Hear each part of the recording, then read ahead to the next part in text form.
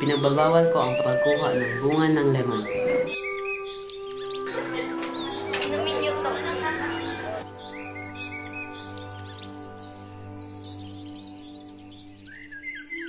Bakit pa kayo nagtsatsaga sa inumin na yan?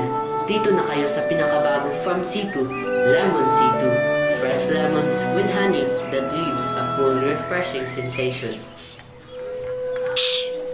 Ang init kasi sa hell. Pwede bang mag-PH?